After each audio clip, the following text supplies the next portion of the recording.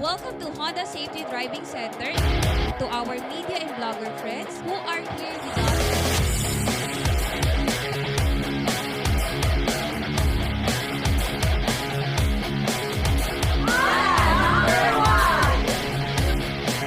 Fun activity, magugulat kayo. Ito nga po yung ating pinakabagong feature. Paalala lang, siyempre lahat po tayo riders dito.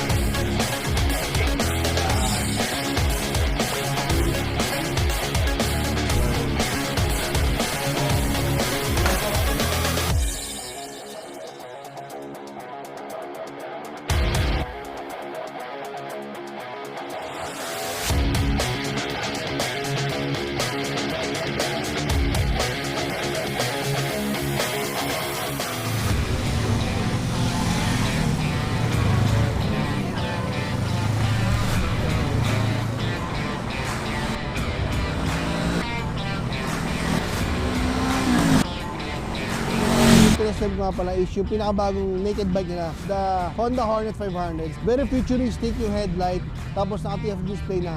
At ang kinaganda dito is yung seat height nga, tamang-tama sa akin. At yung maneuverability niya kasi masyadong magaan.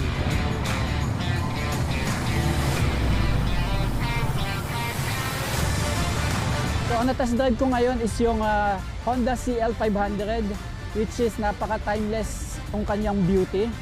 Very powerful yung kanyang engine, and then less vibration at the same time napaka-responsive ng kanyang throttle, yung kanyang engine. I was able to test yung NX500 ng Honda, which is yung adventure bike. Yung nagustuhan ko sa bike, sobrang solid nung shock, and when it comes to power, hindi rin siya magpapahuli.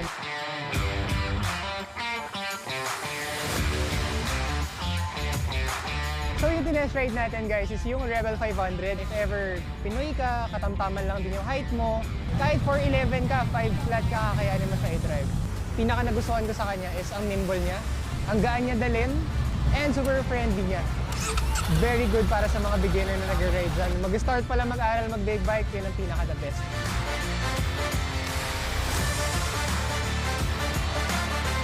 Tinest ko yung CBR 500R, and for a beginner sports bike, it's good. For me, it helps sa mga beginner riders, lalo na sa pag-handle ng corners since mas madali siya i-manage. Honda number 1! Honda number 1! Honda number 1! Salamat kami sa suporta at sa pagdalo ninyo sa araw na ito. And sana po nag-enjoy kayo sa track day.